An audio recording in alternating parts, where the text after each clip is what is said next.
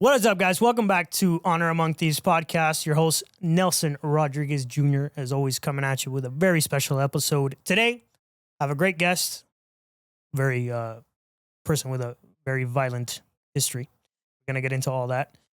Ms. Jamie Driver, a 147 pound per pound champ at BYB, bare knuckle fighting. Really interesting story. I got to know her on a pretty intimate level. We talked a lot about her past, how she grew up, the difficult stuff she's dealt with, her traumatic relationships, tumor in her fucking brain, like, you know, wild shit, getting in trouble as a kid, like, very deep, super dope conversation, very different from what you would expect. You know, you think bare knuckle fighter, you think this big, bulky, probably like, you know, dykey chick. Not at all. Like, Jamie is this slim, feminine, super hot chick that you wouldn't really think she's a fighter if you met her on the street. But after you get to talk to her a little bit, you get it. And she's super awesome. Definitely gonna hit her up if I got any problems with some women. You know. Anyway, without further ado, Jamie Driver. So say goodnight to the bad guy. You looking at the bad guy. This the last time that you ever see a bad guy like me. You don't have the guts to be who you wanna be.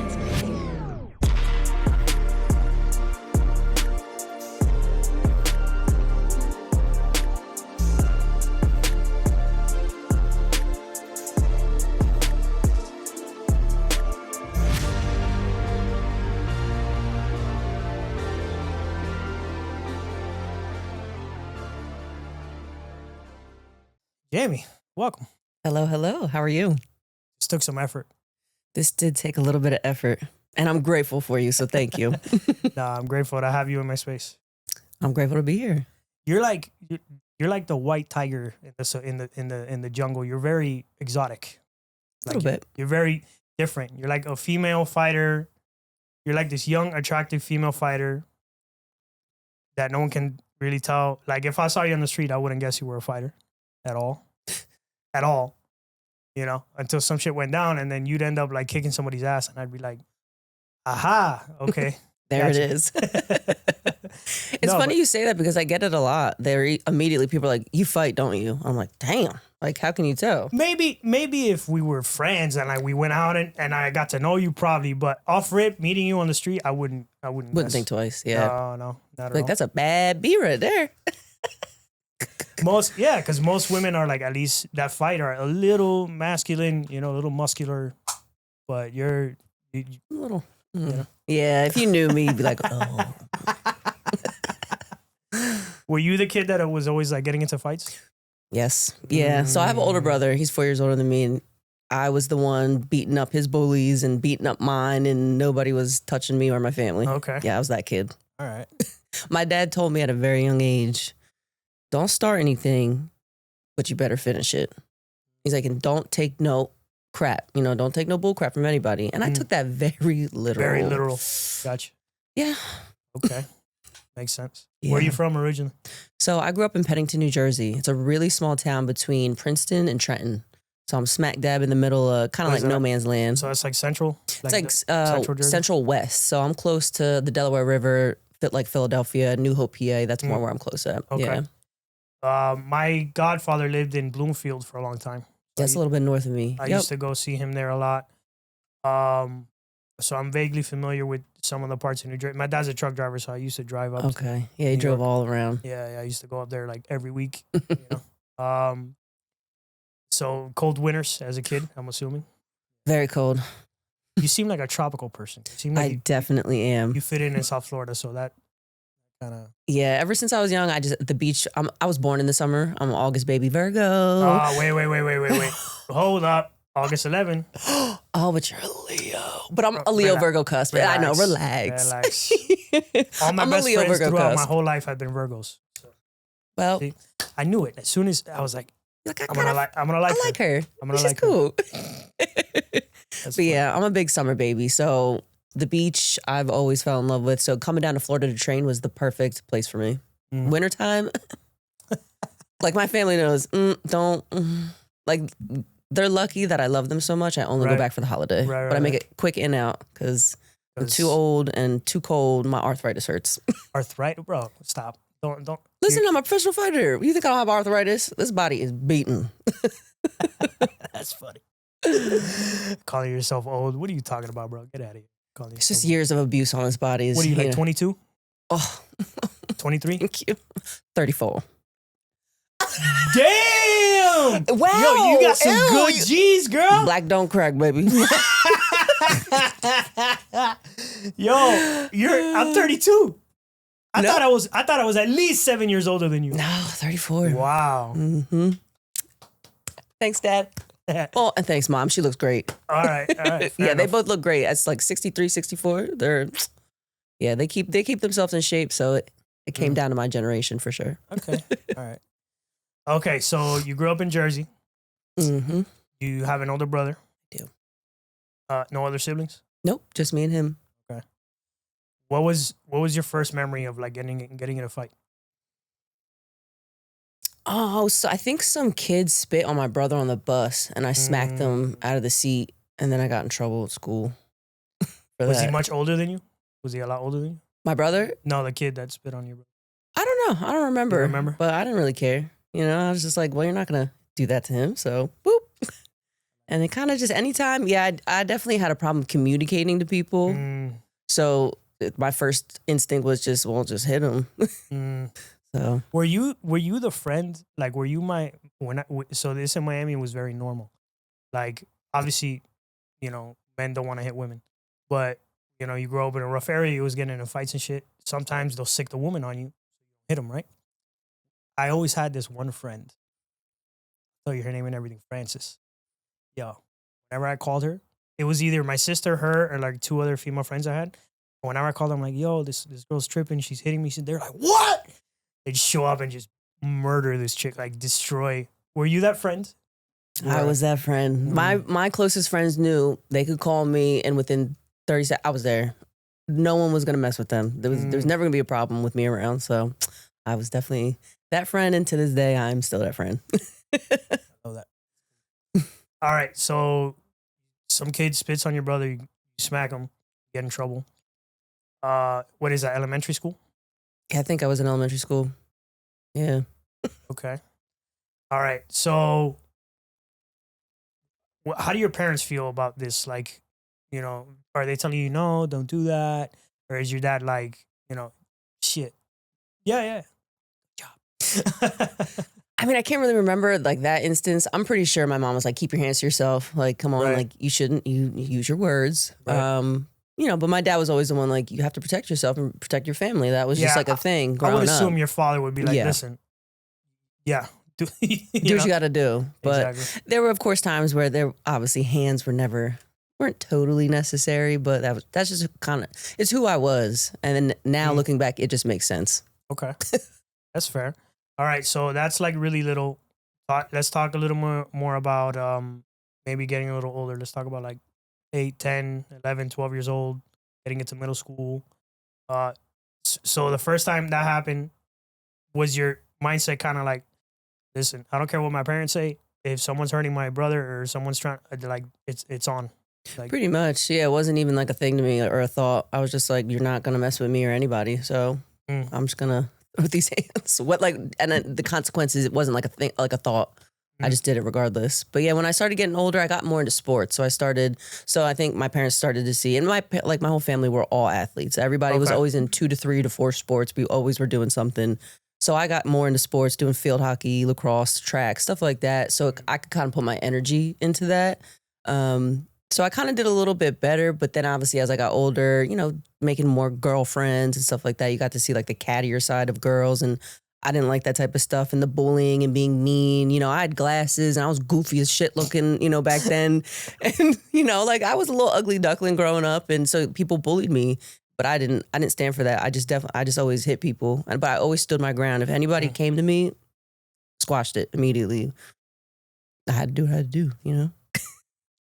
Okay. What kind of sports were you in? Like, were you in boxing and that kind of stuff or no? No, I didn't start combat sports till I was 19. So growing up through middle school, high school, I was just in my parents put me through all sports. Like I tried soccer, softball, hated them. I hated all that running.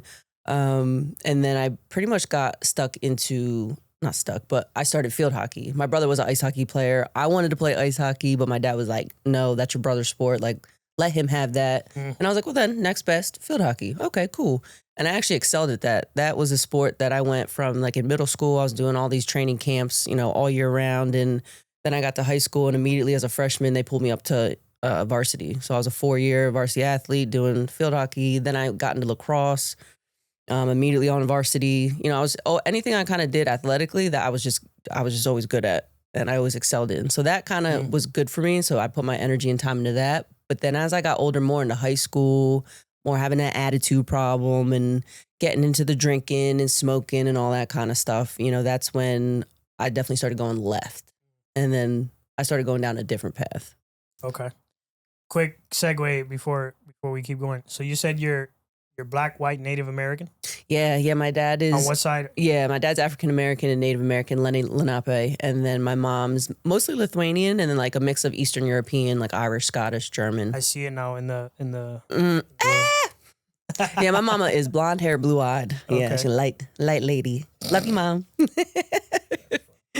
Yeah, I just what was it? I was watching something where they were like, "Oh yeah, it's Lithuanian Heritage Day or something." I was like, "Lithuania? I haven't heard that in forever." Yeah, me and Rose Nama Eunice. Okay, get with it. Lithuania here to stay. Yeah, she was bar none my favorite female fighter for a long time. Same. I loved her, especially when she fought Zhang Weili the first time, and she was like, "Yo, better dead than red," because we're Cuban, so we don't. Yeah, that's not our thing. But yeah, so I was like, yeah. She's bro when she caught Zhang Weili with that kick. Nasty. Disgusting. Nasty. Disgusting. I still love Rose. I'm excited for her fight with Miranda Maverick coming up. That's gonna be cool. It's gonna be a good one. Did you watch fights as a kid? So the first time I ever saw a fight, okay, this is where I saw boxing. I think I had to be between like 8 and 10. Layla Ali was on the TV. Ooh. That was the one. Layla Ali. And the second fight I saw was Mike Tyson, of course. Of course. Right? But I remember pointing up, I said, Dad, I want to do that. That is what I want to do. And he was like, you're my only daughter. Like, not happening. Like, we're not, it's not going to happen here. Not in this household. Not as you as a girl. And I was like, all right, whatever. And this like years down the line, boom, 19, I found an MMA gym and here I am. All right. Okay. So field hockey, so let's talk about the whole left, because I get into the darker subjects. Get there. So you meet like a boyfriend, he kind of influences you, you start hanging around with people. Like what happens? Tell me. I just always wanted to be outside. And I noticed that like the later I got into high school, I didn't really mesh well with the people in my school. Where I grew up, Hopewell, Pennington, New Jersey, it's a very light suburban area. And I'm mixed, and I think I was one of maybe 5 or 6 like brown skinned people. So I wasn't very cultured, honestly. And then it's something with it. I just always wanted to I wanted to go to Philly. I wanted to be in Trenton. So I was always just outside in the party scene. I just was always just had that type of energy in life, the life I thought I wanted to be in. And with that life comes the alcohol and the drinking. And then I think, I was like about 18, 19 when I met like my first boyfriend. He was the guy that introduced me to MMA. But of course, going to bars and drinking and doing drugs, you kind of start sliding. Yeah, exactly. Exactly. Didn't go to college immediately, like most people do. I was like, nah, I'm going to take the year off. The year off, I just partied, drank myself to death. That's like, what everybody who says, I'm going to take the year off, that's what everybody does. Everybody's like, just get shit-faced and go. Because what else are you going to do? I worked, I made money. At that age, it's like you're still living. I was blessed, still lived at home, and I didn't have to pay any bills. So I partied and I drank, and that was really it. But I wasn't doing anything with like my life or myself, except just destroying it, really, sadly. Except destroying it. Except destroying it. Oh, Jesus. All right. Any trouble with the law? Yeah. I'm a track star. Listen, I've ran away from the cops a lot. Sorry, Mom and Dad. So I've gotten out of a lot of trouble, but there was definitely the one time I think I was 19, and that's just when that all was starting, and theft. I was a little thief. Yeah, funny what this podcast is called. And a little 5-finger liquor, and I got caught up. And so we got that all squashed, and it didn't really scare me, honestly. I didn't really care, but that was my first time with like dealing with the police, and they interrogated me for hours. For hours, I said, because it was more involved in like a bigger case. And so I was like, oh, but that was the first time I was really like, oh, this is what you guys are about? I don't like y'all. And that's when I was like, I don't like the police, F them, this is what they do to people. I mean, they really didn't do anything bad to me, you know what I mean? But at that young and impressionable and just young and naive and just not that smart. So anything I could do to do evil, devilish things, that were not good, but get away from the police, I did. All right. Okay. Yeah. So that's 19. You find MMA. Are you immediately like enthralled and start training, or is there a kind of like you found it, but you're still kind of caught up in like up to no good? And let's talk. So 19, let's talk about that. Like, so 19, yeah. So that guy, he brings me into, it was called Datus in Philadelphia, PA. That was the first gym I went to. And the first day, I mean, I don't know what I'm doing, and I got destroyed on the mat. I went to 3 classes that day: Muay Thai, no-gi, and gi jiu-jitsu. Crazy. But I loved it. Something, I was just drawn to it. So I always kept training. But then at that time I was just drinking a lot, and so I didn't really know what I was doing. And that was my first, since we're here, that was my first actually domestic abusive relationship. So that kind of took me to about 20 years old, and him and I being together, we were off and on. So I left that gym because that was his gym, and I ended up finding my own gym closer to my home, and I met my coach, Dave Elias, and Jim McCann.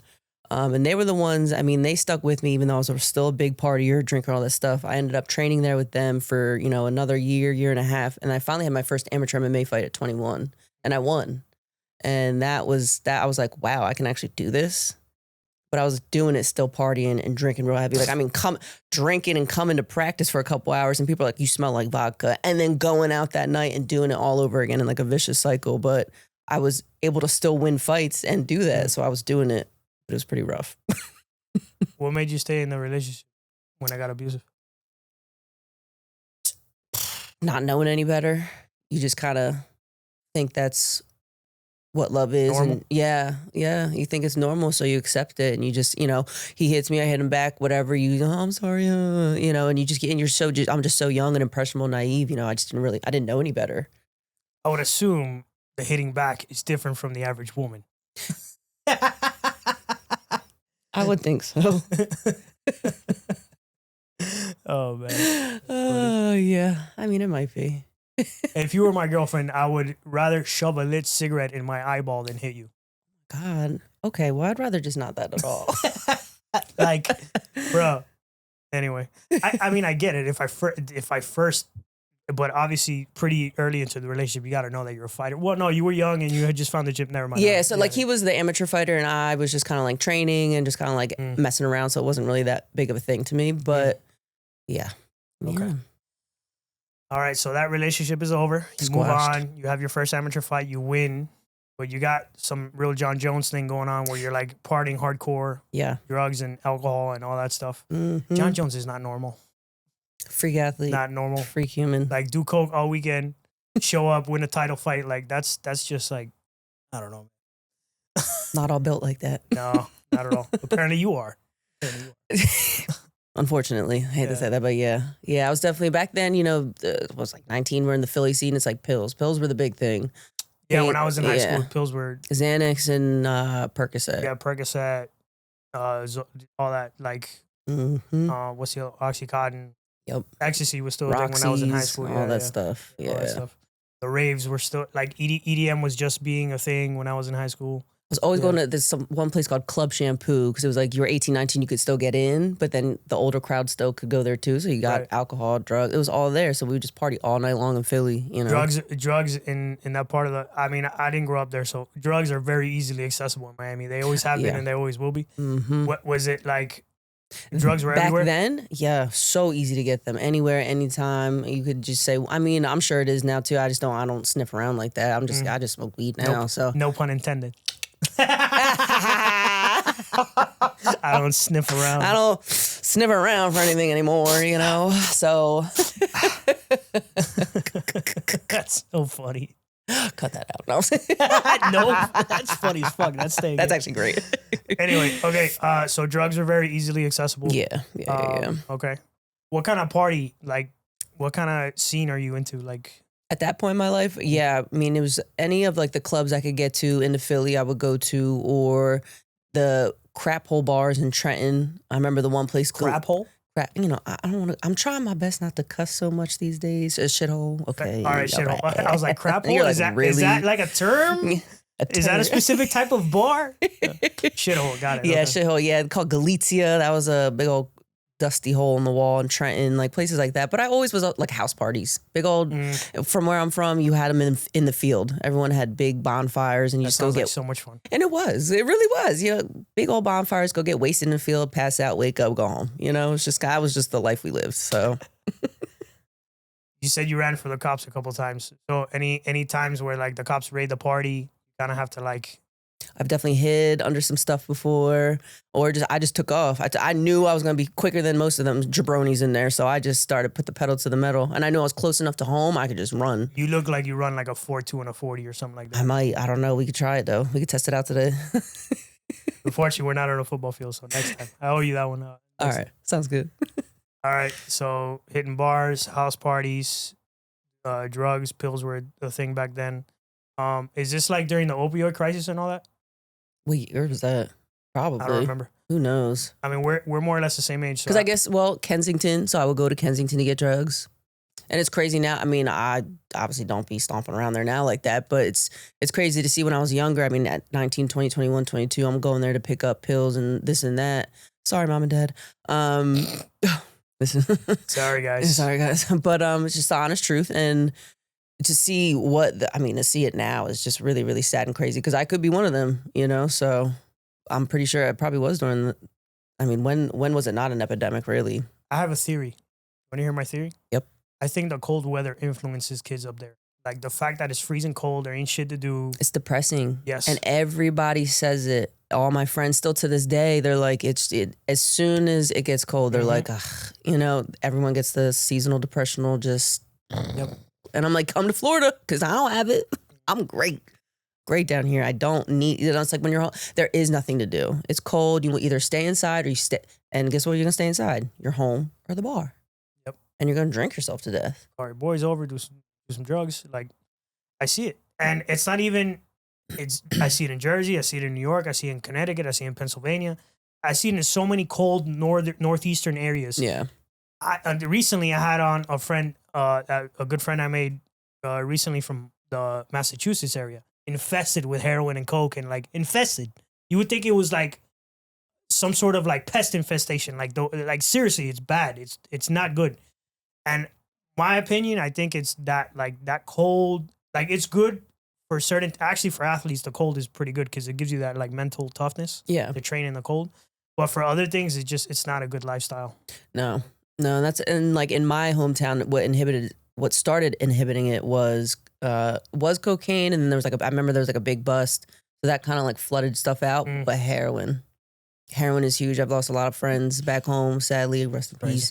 You know, it's just it's terrible up there now, and and I see it. A lot of people I know up there they drink themselves to death, or they're shooting up, or smoking something and dying basically up there. It's sad.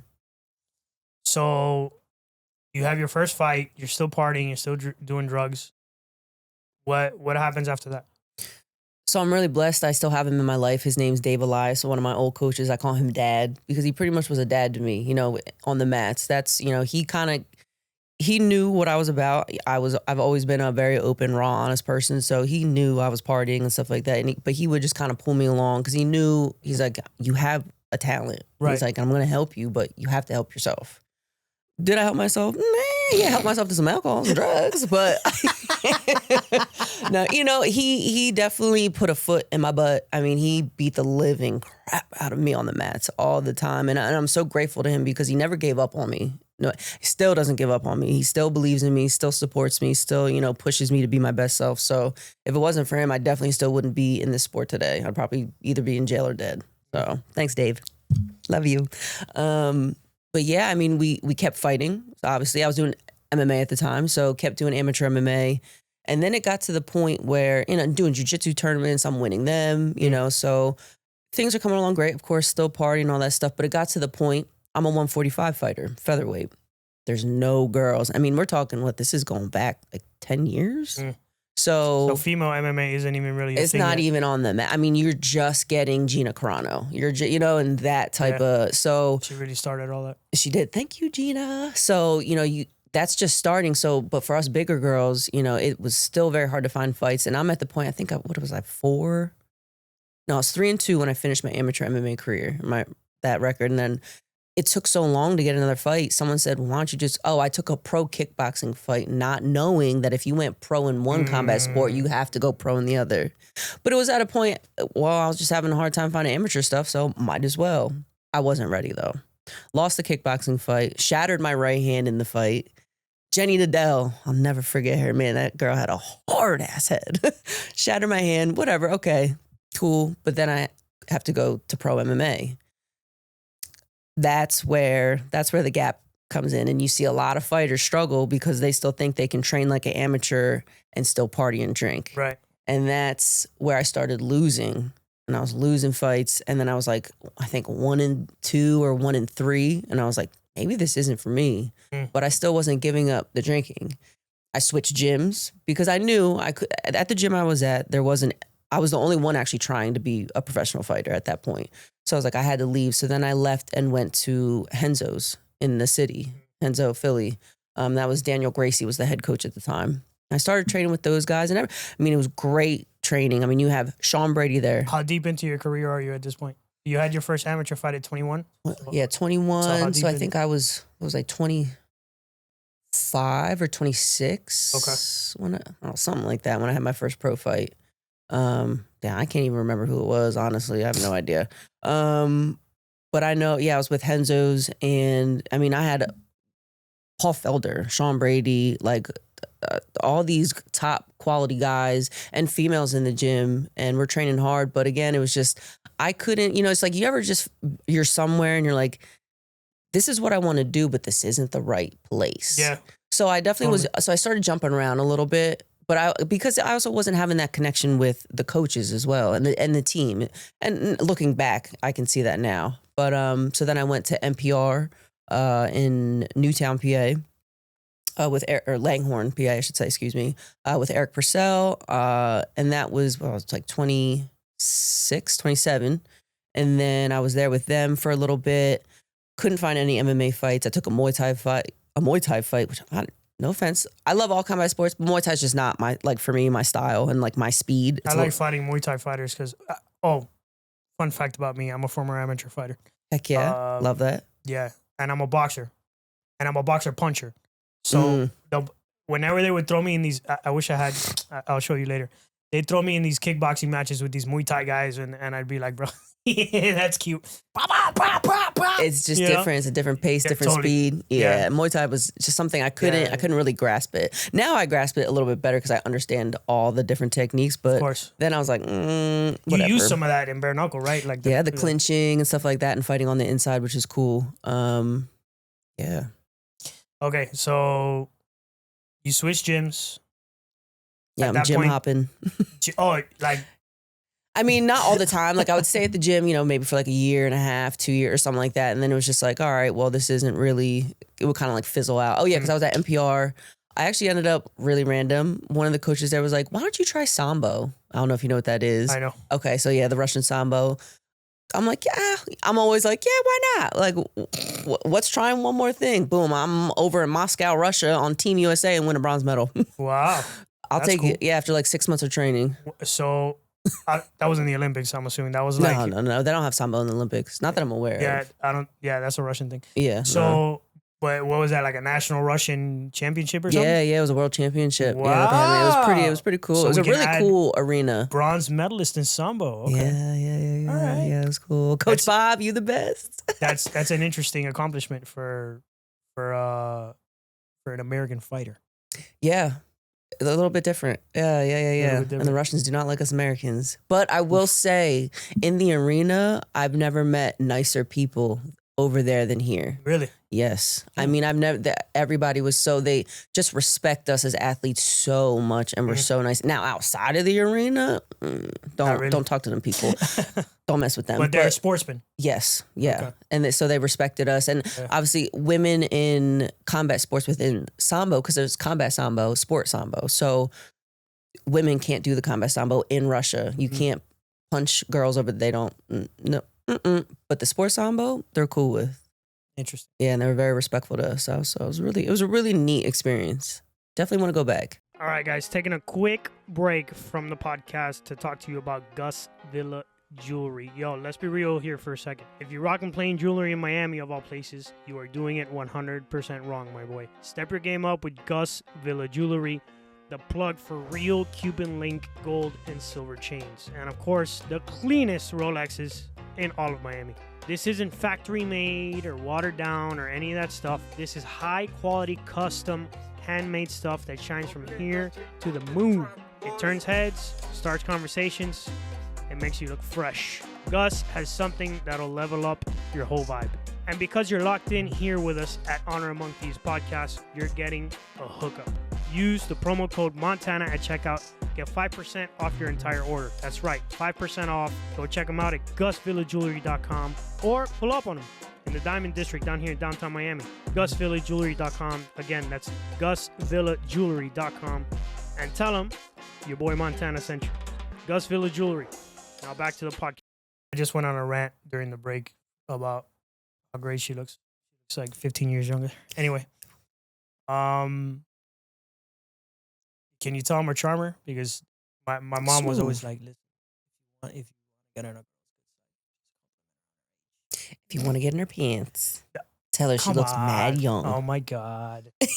Trying to be professional here. Oh, my bad. Anyway. At least somebody is. Now people are going to think I bring girls on here to just, that's not why I brought you here. It's okay. Anyway. All right. So, you're gym hopping. You're still getting wasted. Still training. Yeah. Still training, which, again, going back to like how you've abused your body and you still look this great. It's like, kudos to you, bro. That's one of God's chosen ones. Chosen one. I am a chosen one. You heard that Future song? Make it on the chosen one. No. Anyway. Nope. It's cool. All right. So gym hopping. Yeah. Are you set that this is what you want to do though, or are you kind of in and out? So I'm in and out because it's like time between fights is going on. It's like obviously, and I'm at that point where so early on in my pro career, you have to work. So I'm working full time, training full time. But I totally get it. So you already know how you know how it is. It's like you're working all day, training all night, whatever. But then training all night just to go out and keep kind of doing it. But then I'm starting to get a little older. I think I'm like 27, 28 here.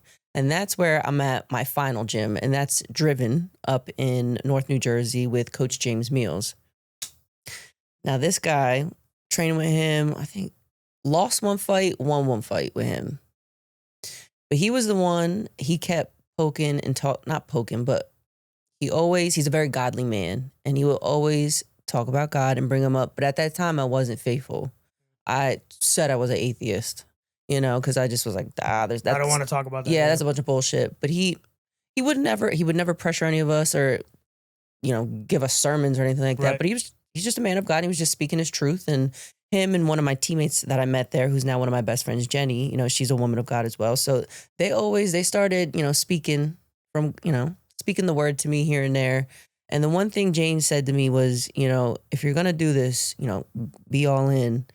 But he's like, do what you have to do for yourself and your career. Like, don't stay here in New Jersey if you feel like you need to be somewhere else. And that's where my mind started to kind of spin. I was like, what am I doing here? Through the years of training, the girls I'm training with, no girls ever even my size. I'm always training with guys. I'm always trying to find that next level of training. But for me, I wasn't finding it. And then one of my guy friends at the time, Sydney Outlaw, who's in Bellator, he, because he's from New Jersey, we've always been around the same MMA regional scene, training at the same gyms, and he knows Coach James very well. And he's going to ATT in Coconut Creek. He's down there. Now he leaves, he's down there doing his thing. I'm still up in New Jersey, bumping around. But that's when I started being like, I need to take this more serious. I need to not work anymore. If I'm going to take this serious, I need to cut the BS, cut the job, be broke, and just train. I was like, do you want to win or not? It's a hard choice. Very hard. I even took my dad to Chick-fil-A. I'll never forget it. Sat Brucey down at Chick-fil-A. And I told him, I was like, I really want to pursue this. I was like, I know I've been messing off and screwing around. I was like, but I really do love this. There's something like I can't get away from this life. As many times as I've tried to get away, just go get a regular job, go find another career. I couldn't get it off my mind. I couldn't stay away. So I just told him, I said, I need to pursue this. And I'm quitting my job at the physical therapy place, fucking leaving. And that's when I started training full time. And then Sydney actually talked to one of the coaches at American Top Team, Coach Mohamed Lawal, King Mo. And it was just kind of a crazy thing. He was like, listen, and this was right before COVID hit. So the gym's still open and all that good stuff. So I was really lucky. And he's just like, hey, you want to come down? I got a love sack for you. You can crash on that. That's all, because all his, he's a coach and he has a lot of fighters at the house at that time. So he's like, you can just crash on the love sack if you want. Bet. Say, I didn't care. At that point, I was like, I'll do anything to get to the next level. And everybody knows American Top Team. Everybody. I was like, I have an opportunity to train with the literal best in the world. I'd be a crazy fool to not go. And it was just one of those things. I packed my car up with $60 in my bank account and I skedaddled. I left New Jersey and I went down there and I trained for 6 months under Coach Mo and everybody at American Top Team. And that was my first real taste of being a professional fighter. Man, did I get my butt whipped. Kayla Harrison was my main training partner for the only person who's like your weight, right? Goddamn. Thank you, Kayla, because she really, she made me a better athlete and a better woman because of that. And all the women in there did. Mara and Janisa, Paige Van Zandt, all the girls I got to train with in there, all the guys I got to train with, and the coaches. It's just next level. Everybody in there was amazing. Phil DeRue, Will, the conditioning coaches, Will. They brought out, and mainly Mo Lawal. All my coaches tried doing this, but he was the one that finally pinpointed what my issues were within me, and he shined a light on them and he brought the best out of me. And he finally made me see that I wasn't confident, and that's why I was losing. I just wasn't confident in myself and my abilities, and he just embedded it in my mind, and that man beat me so literally and physically within training, but he was the one that he pulled who you see out today. So because of Coach Mo, just giving me that opportunity to stay on his love sack and train with the best in the world, that's what helped turn the tide. So my first fight down at ATT, I KO the girl in the first round. Nice. Easy work. And I said, holy shit, I actually can do this. Still MMA? Still MMA. Then COVID hits. Ooh, backtrack. I'm supposed to have a fight, I think February, was it 2019? That's when COVID, all that stuff started. 2020, but yeah. 2020, yeah. But I'm in camp and I'm training. Well, I get kneed in the face real nasty in sparring. Ooh. She didn't have knee pads on. I didn't have any headgear on. Eyes all cut open, all that. All right, well, I have a concussion, for sure. Not a doubt. Well, I'm supposed to fight in New Jersey a few weeks later. New Jersey Athletic Commission needs a brain scan. This is how I know God is good. Thank God I got that brain scan because they found a tumor that was bleeding because They found a tumor in your brain? So you have your brain and then the brain stem, and then at the end of it's the pituitary gland. Right. So it's right here. That's where the tumor is. Wow. And it was bleeding. And I didn't know. And mind you, I'm having severe concussion symptoms, but it's the same thing as that. Basically, I was dying, throwing up, every day, all day, shitting, and it was bad. The only other time I've heard of anybody having a tumor in their pituitary gland is Tony Robbins. Really? Yeah, I didn't know that. That's why he's 6'8", fucking 300 some pounds, because he had a tumor in his pituitary gland. Yeah. And it made it, the growth hormone was just out of control, and that's why he's Massive. Yeah. Yeah. Tumors on the pituitary, they affect us pretty crazy. Pretty So well. so I found that out. So that happens, right? And then COVID hits. So I'm immediately medically suspended indefinitely. I didn't even get to fight. New Jersey, they medically suspended me. Right. Then COVID hits. I'm freaking out. Now this is when I get into a relationship with somebody else down in Florida. We can get that out.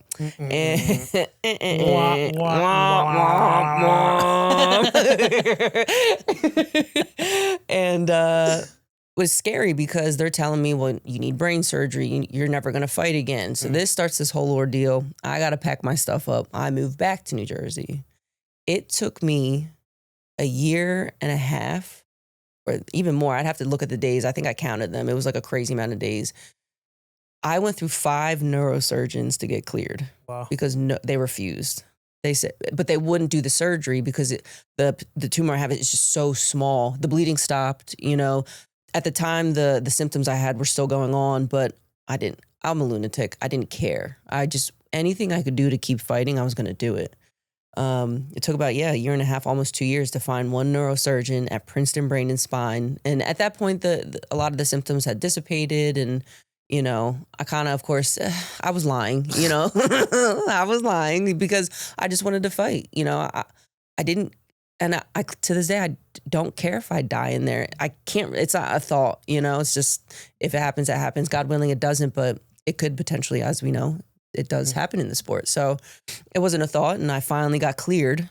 And then that's when bare knuckle came about because we're still in COVID and promotions are still shut down. Still having a hard time finding 145ers. Is this when BKFC kind of like kicks up and all that? Yep. So BKFC kicks up, BYB, now BKB. They're knocking on my door. So I signed with BKFC at first, but they're having a problem finding girls. But then in the weight class. In the weight class, but then I was a little crazy at the time. I'm like, you know what? I think I can make 135. So that was kind of the plan. I heard weight cutting for women like a nightmare. It can be a nightmare. It can be, but if you do it right, it won't be as bad. Quick interjection. Get it? Did you quit drinking? At this point, no. I'm here expecting her to say like, yeah, I turned my life around. Like, she's like, nope, still getting trashed. So the pills were gone. The pills were gone like years before that. Yeah, that was like You were just drinking at this point? Yeah. So I was just drinking and... Like, are you a morbid alcoholic at this point? Or are you just kind of... No. It's just like it was just, you partied. Just like a normal person, I guess. I don't know. Like, I didn't need to get up and drink. It wasn't like that. Gotcha. Yeah, no. But would you get wasted like every weekend? Oh, yeah. Yeah, of course. The fuck? Thursday to Sunday. Who the fuck doesn't get wasted every week? Now I don't. All right, so there is a time. We eventually get there, just not at this point in my life. You're still training. So I'm still training. That's well, wild, it's also so COVID and you got the genes of like you got Superman Iron genes, girl. Man. I'm freaking made of iron Seriously, over here for real. Well, and then ATT when this whole brain thing happened, right. I couldn't train. That me being on the mat, so I couldn't even train anyway. They were letting me do conditioning just so I could stay in shape. But yeah, people, no, nobody wanted to touch me. I was a liability at this point. So that's why, I went back home, but I fought like hell. We got the BKFC thing, but then let's bring in the relationship. I'm in my second abusive relationship. I get injured due to this relationship and I had to pull out of the fight that I had.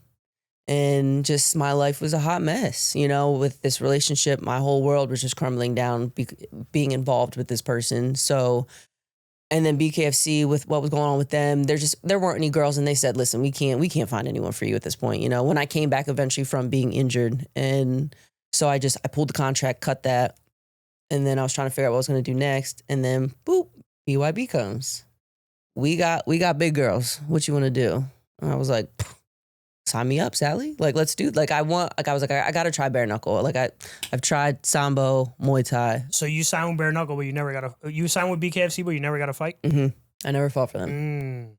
Okay. Yeah. So, and there were no issues there. Obviously, it was just at that point. Couldn't find anybody. No, they couldn't find anybody, and I was just having so many personal issues. It just wasn't matching up. The timing just wasn't meant to be.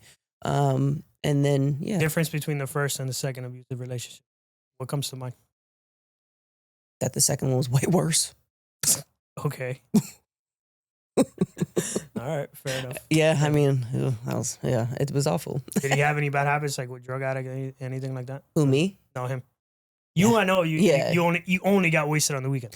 Well, But now within this relationship, the drugs did start to come back. okay. Yeah, so the drugs came back. I mean, like I said, I always smoke weed, but I think that's medicinal. no, but weed the other stuff, weed yeah. can make you lazy if you use it too much, I think. But yeah, I think that depends on the person.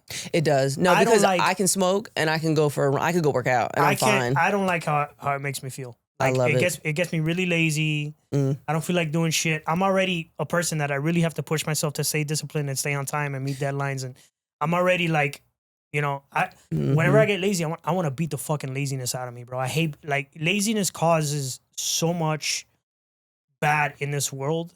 Like, people don't understand. Negligence, it causes, anyway, I'll leave that for another time. So, all right, so the abusive relationship, how long are you guys together?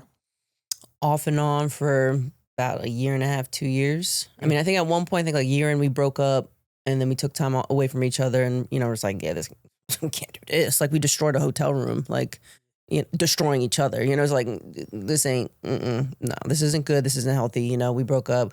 And of course, when you don't do the work on yourself yet, you find yourself right back where you left off. So we tangled ass again and we get back together and it just gets worse, especially he's doing drugs and alcohol. I'm doing drugs and alcohol. We're trying to train and fight and he's in the UFC and he's fighting for them. But it was just, he had his issues and I had mine and we were trying to do life together, but when it was just too messy. Yeah.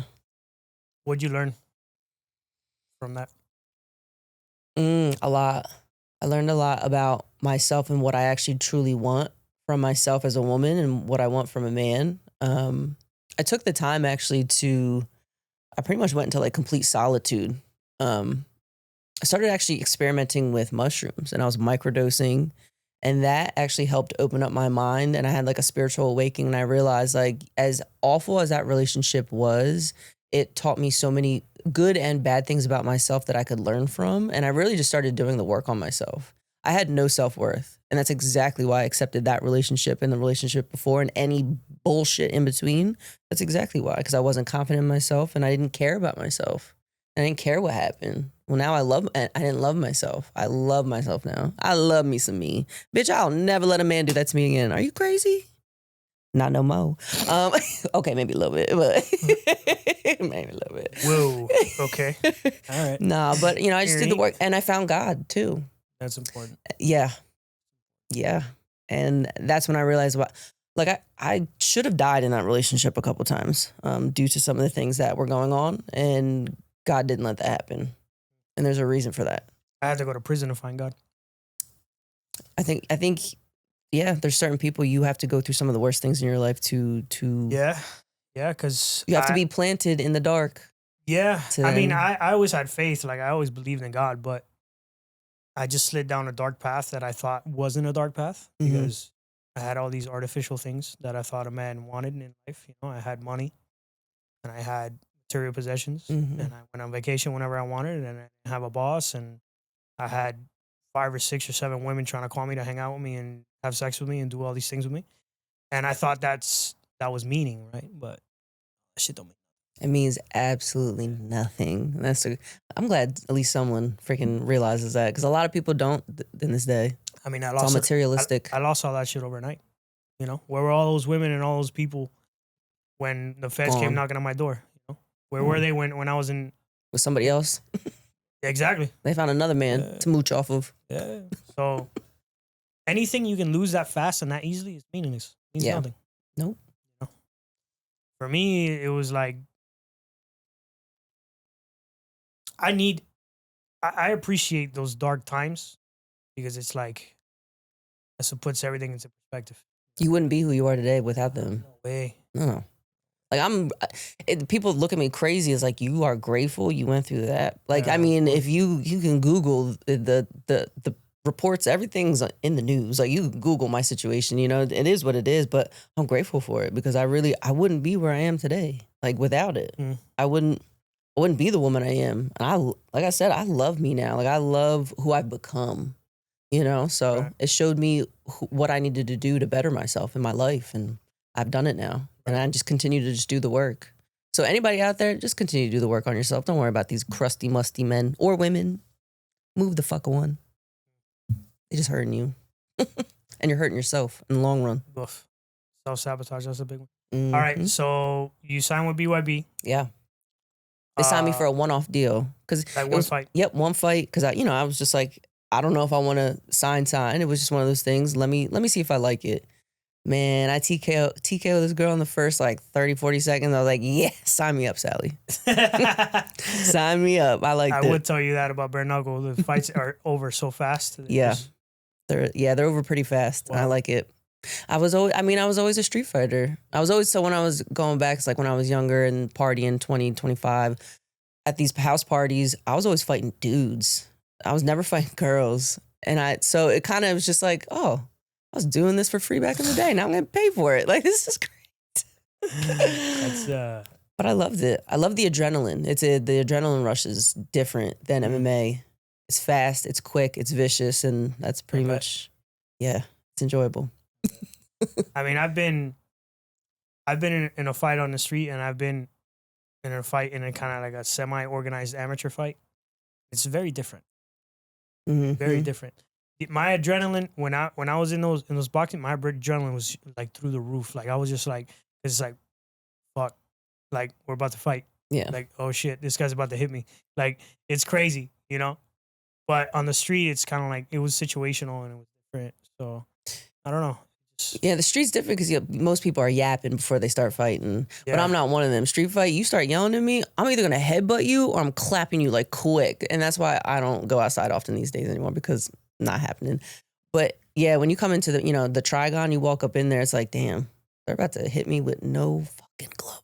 Damn. Sometimes I have that moment still right before I walk out. I'm like, God, what the am I thinking? Like, this girl might really mess me up. But I'm like, I'm going to mess her up first, so it doesn't really matter. I'm like, like we're good. That's funny. All right, so you TKO, you win. You're like, all right, this is where I want to be. Yeah. What happens next? You see, what was my next fight? The second fight, I think that was the Sonya Dryling fight. Yeah. Is that the Sonya fight? Yeah. So I go out to London. I think, damn, you might have to look up my record. I don't know. But I think that's the Sonya fight. Now, that one, okay, going into that fight was rough. So now I'm still doing the work on myself. Now, at this point, my ex and I, we're not together anymore. We're still going through the court system because at that point I did press charges. He needed to suffer for what he did, all that crap. I'm fighting and I'm doing my thing, but my dad... Did that happen often in that relationship? Like you call the cops? Yeah, it started to get pretty bad. And I'm not, like I told you before, I don't like the police. But this was the time that I broke where I was like, damn, I actually need the fucking help. But like I came from a family like you don't call the police, we just handle it in house. You know, like you don't call them. I didn't call them, but I was sick. I think people might not fully understand this, but like to me, I was sick. Like I was sick mentally. You know what I mean? Because like to keep going in such a vicious cycle, call the police just to tell them to leave, just to do it all over again. Freaking craziness. But yeah. Okay, so that's over. You're pressing charges. We're going through the court thing. So I'm training and all that stuff. Well, then I get the news. Is that in Florida? Yeah, so it's all down here in Florida. And then I get the news my dad has throat cancer. Wow. And then I get the call, so, and at that time when we got that call, I was back in New Jersey and I was going with him to treatment and all that stuff. And then I got the call to fight Sonya in London. I can't pass up an opportunity because one of my life goals was to use fighting to travel the world. And they knew this. So I leave, I come down here to camp and I'm a freaking mess. I can't get out of my own way. Like I think there were 4 days I actually didn't even leave my bed. Barely ate, drank anything. I just couldn't I just fell into a deep depression because I didn't know leaving if I was going to come back to my dad or not. Then I'm still dealing with like the mental anguish of this relationship and the courts, and I got the prosecutor up my ass every freaking day. It's like, oh my God, please. Like, I need y'all to leave me alone. And then the stress of the fight and the camp and all that stuff. And so I go out to London, overweight, don't make weight. I'm grateful that Sonia had still accepted the fight, and, the commission, they all let it go. I was like 9 pounds over. I was big. It's terribly disrespectful to her and the promotion, which you've gotten over that. But, I go out there and... You guys get fined when you don't make weight, right? Yeah, we do. Sucks. Yeah, it does. That's another big reason to not miss weight. So we go out there. Now, so I had started like experimenting. I told you I had the spiritual awakening, but I wasn't fully like into God yet. Well, now I'm my training in Florida, so I had left American Top Team and I'm with Derek Santos. That's where I started training on my boxing at. You know Maureen? Yeah, Maureen Shea, of course. That's my dog. Freaking champion. She's a freaking thug. She's awesome. That's an awesome woman right there. She was there that night, and we ran into each other by mistake because I just went to hang out and watch the fight. And then I look over and I'm like, Maureen, what are you doing here? She's like, oh my God, Nelson. I've had her on the show. And I was like, bro, why don't you do this? She goes, yeah, like, really? Bro, no. I will destroy all these people, But I get it. Yeah. I keep telling her I think it'd be a good opportunity, but hey. Everybody's different. I think so too. I mean, but I'm not going to say that to everybody. I'm going to be like, hell yeah, do it. But I'm pro bare knuckle, so don't ask me because I'm always going to say yeah. Fair enough. So you have the fight with Sonia in London. You're 9 pounds overweight. Yeah. She accepts the fight. And I remember I broke down in London. Before I break down though, me and my coach Derek Santos, we go for a walk and we walk across to this church. I forget what it said, but I have a picture of it in my phone. And I remember asking him a question about what it meant because I started questioning in my head about God, but I wasn't verbally open about it. And again, I just happened to have another coach that was a man of God. So I started asking questions. We had like a 2-hour-long walk and talk about God and what he thought and his thoughts. And I was like, and I just sat and listened, walked and listened. And I remember going back to my room and I broke down crying. And I got on my hands and knees and prayed. And every night leading up to that fight, I prayed to God. Never done that before in my whole life. Never. And I knew he was the one that pretty much brought me through the fight. I prayed to God before I got in the ring. And if you see the picture, because it was a tough fight, I didn't fight how I usually fight. I fought on my back foot, very defensive, a lot of check hooks and stuff like that. I still ended up winning the fight. But, I just mentally, I wasn't really there. I just knew I had to get in and get out. And that's, that's not a good mindset to have when you're going in a fight like this. But I remember looking up and being like, God, if you love me, they're going to call my name. And and they did. And I said, I was like, okay, maybe I need to keep praying to God. It was just one of those moments, I was like, And every day since then, I can't say every day. That's a lie. Forgive me. But for most days, I talk to God. And all of a sudden, a few months later, my dad doesn't have a speck of cancer in his body. Wow. Like that. And that's the first fight he missed just because he was sick. So that was another thing that killed me, was because he's always there. He's never missed a fight, ever. And that was the first one. So it was really hard to not have, that's my right-hand man right there. That's my twin.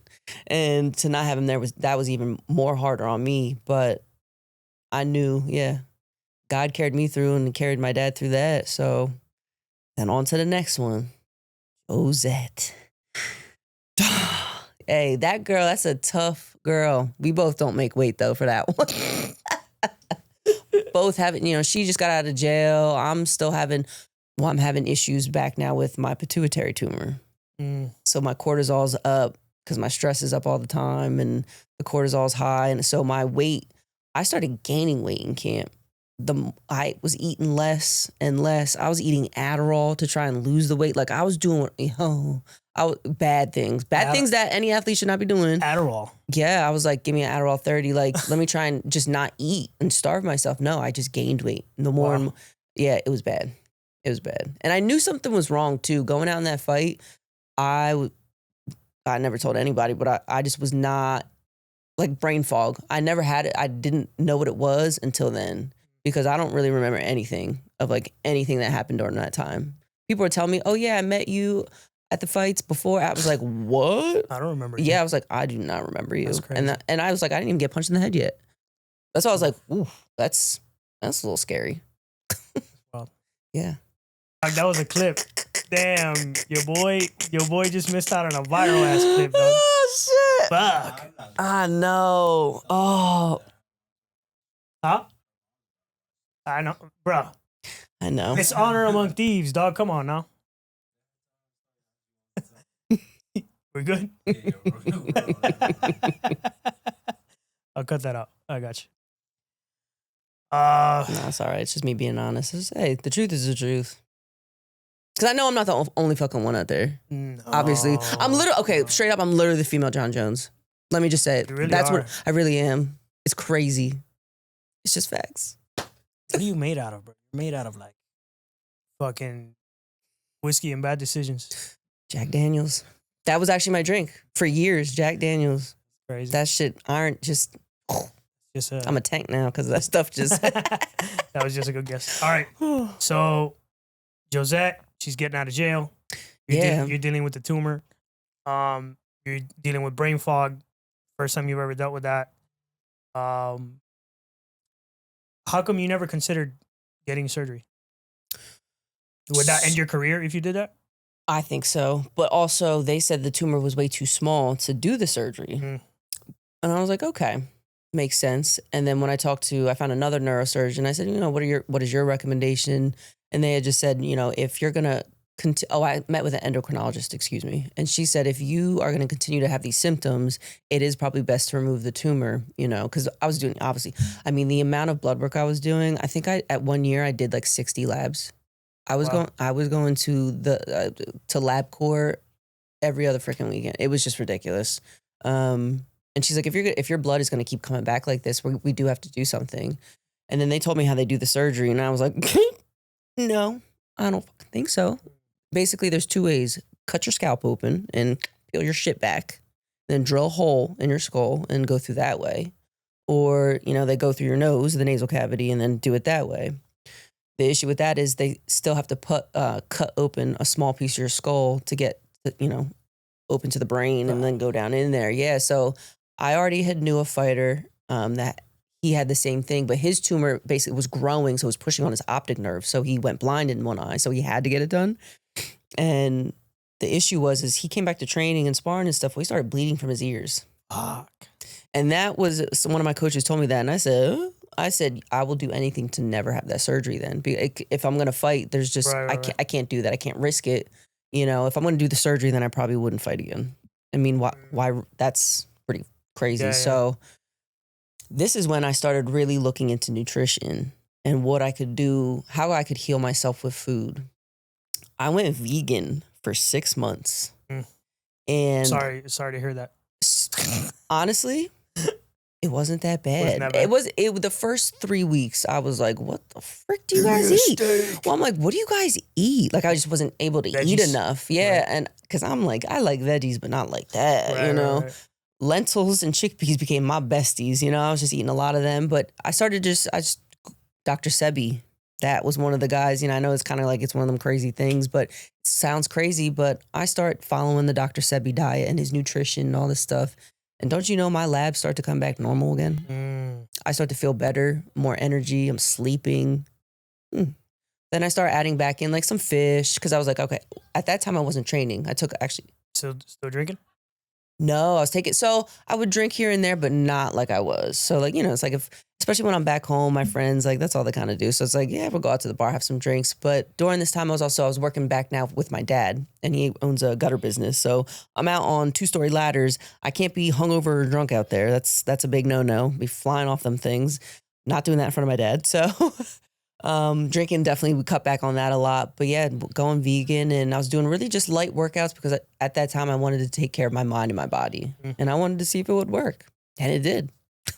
So I was like, okay. So I started to slowly add back in like fish and like that kind of protein, and honestly, ever since then, I've never felt better. I mean, I'm not a vegan or vegetarian anymore. Some days I'll do it. It's not like a big deal, but obviously because of my training, I need protein, so I eat a lot of chicken and fish. But yeah, since making that change and getting the right supplementation in and cutting back on the drinking, like if I do drink, yeah, I might have a glass or two of wine and stuff like that. But when I'm in camp, no, even before this camp, yeah, I was working somewhere that it was very accessible to have alcohol, so I would have a drink or two. But I happen to know where the place.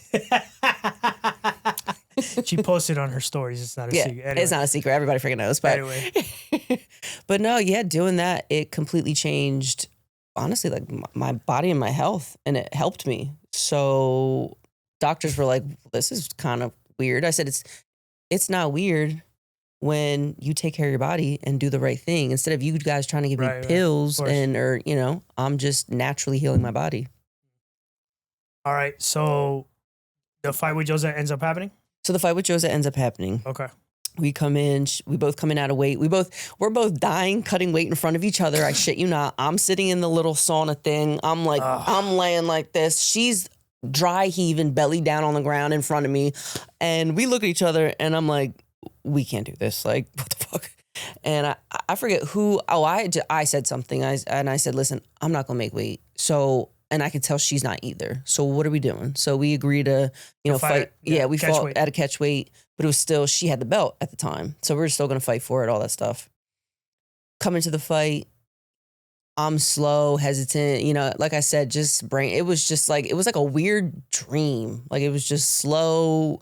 I don't know. It was just strange, but she cracks me and stuns me. And I was like, what the f was that? I'm like, okay.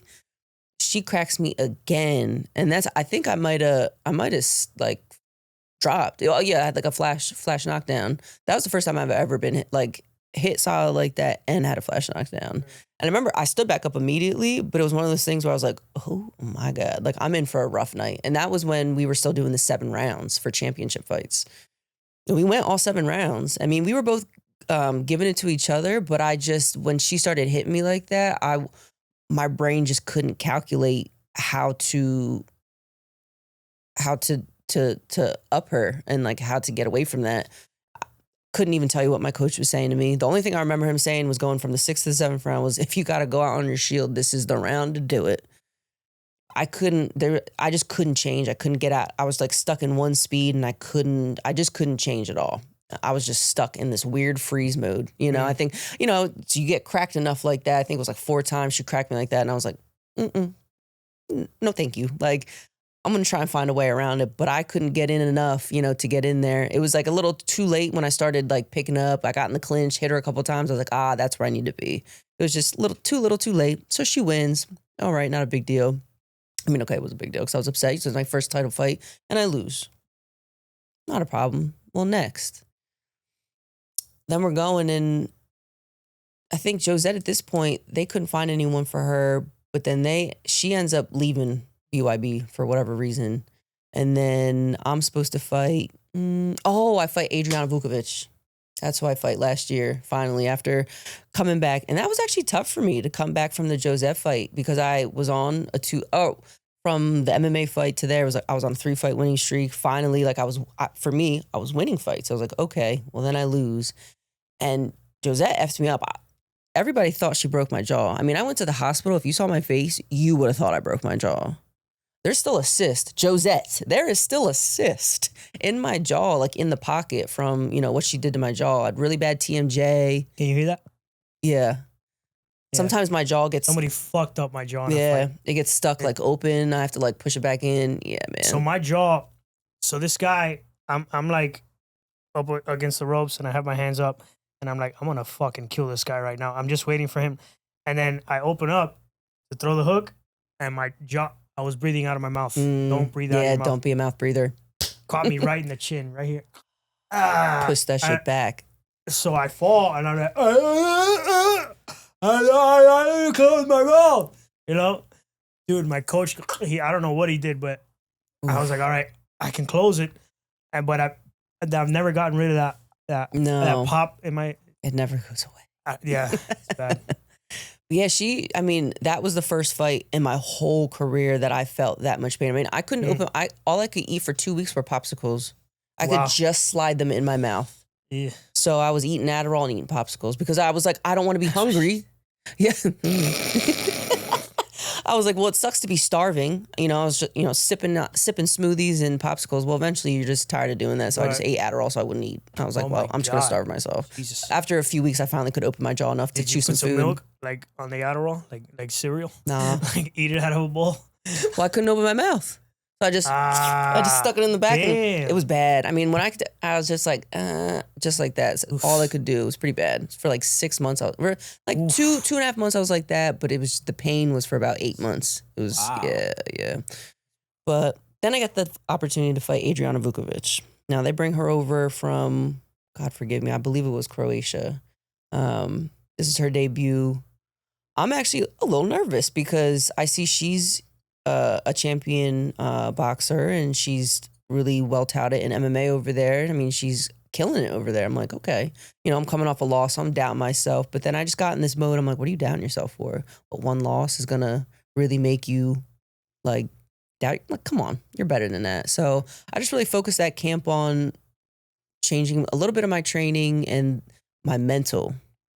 And that was huge for me, was when I started really just self-motivating and listening to a lot of like motivational like speeches and listening to sermons to kind of just get my mind focused and meditating. I was doing a lot of meditation and breath work just to stay, because I have a problem focusing because I get like ADHD and I'm like, squirrel. I couldn't tell with the amount of Adderall you take.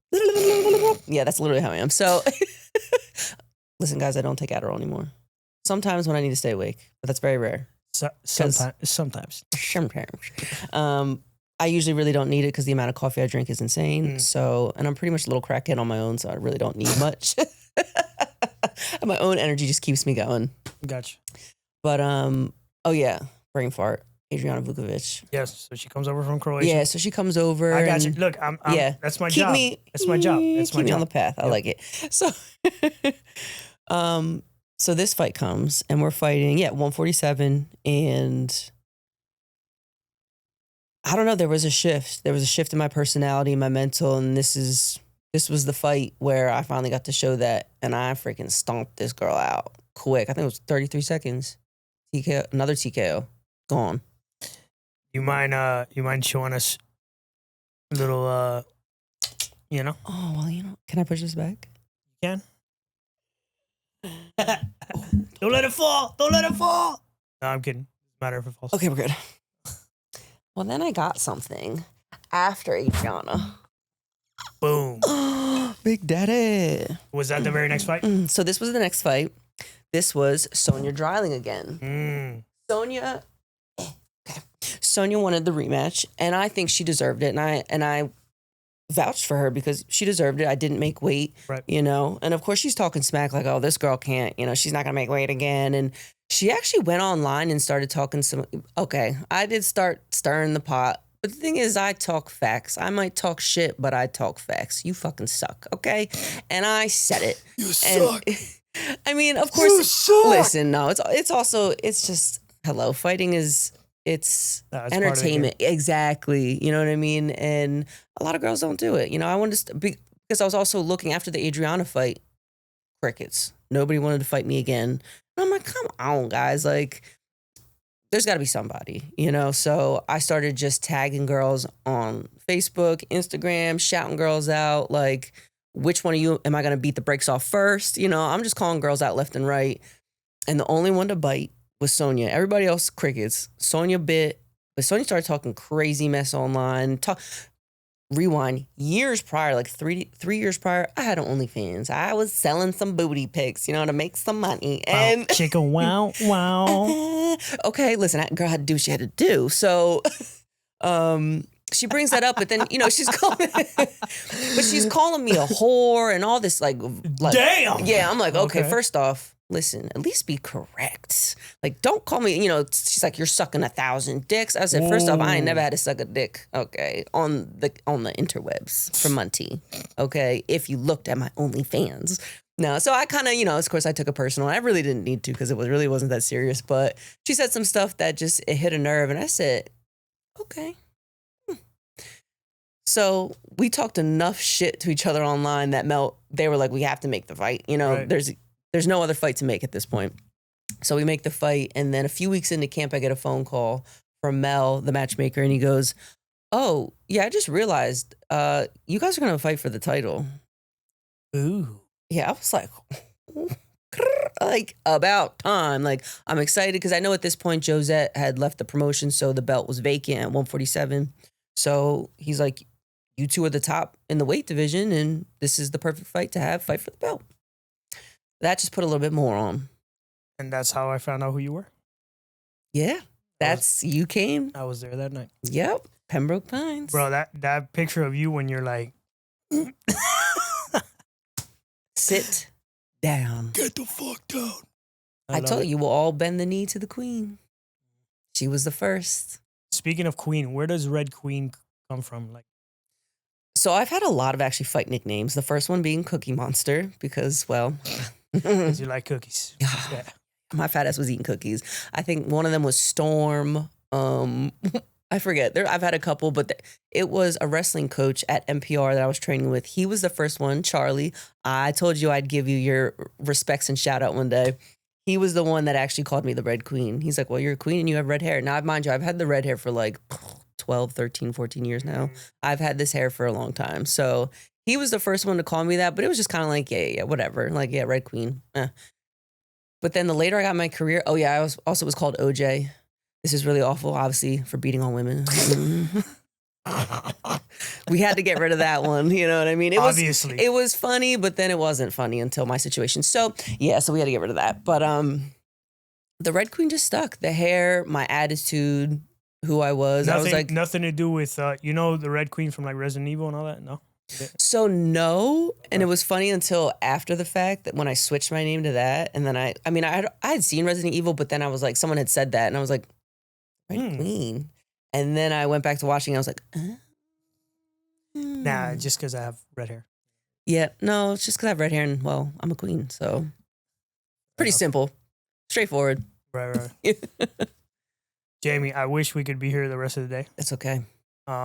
We could. This has been fun. It's been a lot of fun. It's been a lot more fun than... Well, no, I always have fun on my podcast. I was going to say, I think you have a lot of fun on your podcast. I do. Yeah. Thank you. I enjoy what I do. This is my Shangri-La. It's like my happy place. I like it. I can see that. Happy Gilmore's like, go to a happy place. This is where I go in my mind. I'm just like, who else do I want to talk to? Yeah, I like that. Definitely. That's awesome. So, Jamie, I always wrap up asking the same few questions. So, what's next for you?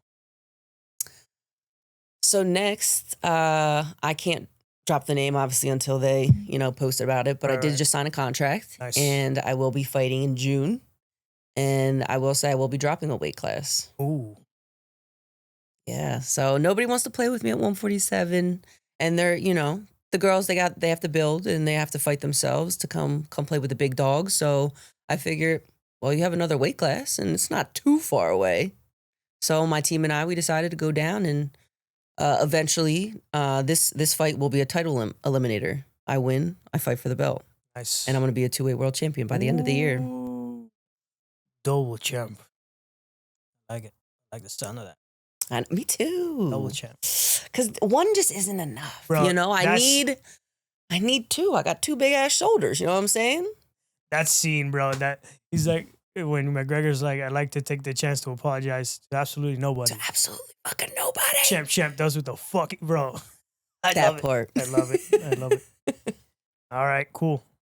Next question. Plan. How do you want to be remembered? I hope people remember me by the way I made them feel. And if I helped inspire them to be their true, authentic self. That's it. Like that. Well, I've laughed and I've enjoyed this conversation. You've made me feel great. So Good. if that's how That's one thing, yeah. If I can make you smile and laugh, I did my job for sure. Sure. And entertain you with a great fight, I guess. That's kind of all in one. Yep. I'm the whole enchilada, all right. this is a little different because I typically am interviewing criminals, but you do have somewhat of a twist in your past. I have a criminal mind, honestly. I just don't act on it. I'm going to tell you something I've never said on my podcast. Oh, I love it. I think about fraud all the time. Okay, cool. I think about scamming all the time and stealing shit, but I just don't. I mean, obviously I don't because you'll never. Because you'll go back. I'm not going. No. I'm never you're not going back back to prison for the rest of my life. Exactly. But like, it's conflicting to me. It's like, fuck, man. I could make like $50,000 right now, you know, and it's so easy. Yet when I want to live an honest life, shit's so like making an honest living is fucking rough. It's hard, It and is. most people that are making a living aren't doing it honestly. Yeah. But you see the karma that comes their way. Mm. And I mean, I've dealt with the karma myself, just as small as it is to be. You know, Right. Nah, I'm good. You know, I'm all right. I'll do my best to do it the honest way. Okay. So my typical 2 last questions, they fit. They fit. Here's, so I'll ask them. Do you believe in redemption? Yeah, absolutely. I think everybody deserves a second chance, maybe even a third and fourth, maybe a fifth and sixth. God gives it to us every fucking day. We fuck up and make a mistake. So how, you know what I mean? Mm. Yeah. You think you redeem yourself? Yeah. Absolutely. And not even just in fighting, honestly, just as like the person I am. Mm. Like I think back to like when I was younger, just in like my 20s and the things I've said and done to my family, I would never do that shit again. And like I've come back, like everything's kind of just come back full circle, and I grew up and became a better person and woman due to the crappy stuff I was doing before. It all taught me massive lessons, and yeah. I like that. Yeah. How can people connect with you? I got the Instagrammy. It's the Red Queen. It is the most entertaining Instagram account I've ever followed. I swear, super entertaining. Nah, it's really not that Your entertaining. TikTok is even more entertaining because you get ratchet as fuck on your TikTok sometimes.